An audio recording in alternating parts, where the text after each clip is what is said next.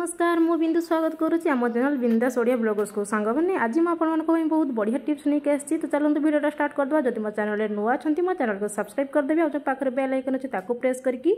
All को select करेंगे देले सब नुआ नुआ वीडियो नोटिफिकेशन आपके पहुँची तो चलते ये मुझे कौन करुच्ची ना देखो आपने देखिए एक्चुअली मुझे बानाना हो जाए जब आप बानाना ये मैंने कदली जब एमती खराब भी हो जाए नष्ट भी हो तो जमा भी फिंगेनि गोटे बढ़िया यूज रे आसो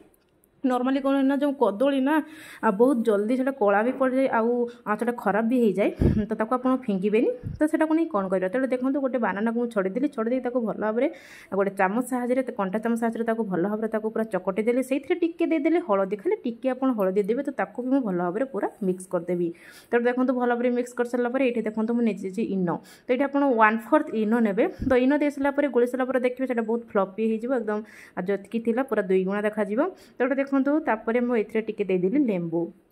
तो ये लेंबू देदेला कौन करवा तो देखो यापर आउ गोटे जिनस ये पकेबा तो यहाँ कौन बनाऊँगी तो वीडियो आप फास्ट लास्ट पर्यटन देखो तेल जानीपारे तो देखो मुझे किसी नहीं जाइए लवंग ये पाखापाखि 4टा नहीं आउ 2-3टा मुझे लवंग नहीं जी लवंग नहीं भल भाव में गोटे क्रश करदे मैंने कुटिकी पूरा गुंड करदे पाउडर भाया तो आपड़ ये मैंने जो जिते बड़े आप किसी भी जिन कोटुंट से तो एमती तले जमा भी करेंगे किसी कपड़ा आप तले देकी कुटे देले से साउंड भी कम हम आउ बढ़िया भाव में गुंड भी हो आपन जब खाली करेंगे ताले ग्रानाइट भांगार भी संभावना अच्छे और साउंडटा गोटे बहुत कान को गोटे खड़के कि बहुत खराब लगे तो सेटा भी आनी तो देखो तो से लवंग को पकईदे एमती भल भाव मिक्स करदेली मिक्स करके 2-3 मिनट छाड़देवी तो 2-3 मिनट चलतु तो देखो देखिपे एक्चुअली गोड़े हो हाथ में हो बहुत एक्चुअली आम चूल थाए जहाँ रिमुव करने आम पार्लर जाऊँ आउ कि आम माने बाहर किसी भी जिनस किणिकी लगे आम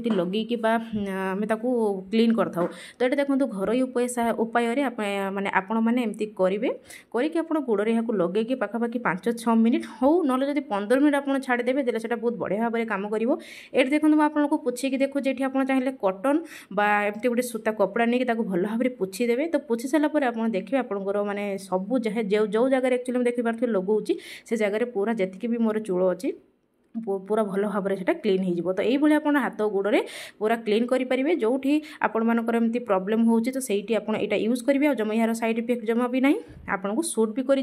किसी भी इन्फेक्शन होबार चांस नहीं तो भावुँ भिडियो आपको भल लगे तो निहाती ट्राई करेंगे बहुत हेल्पफुल हम आपण रोचे जय जगन्नाथ।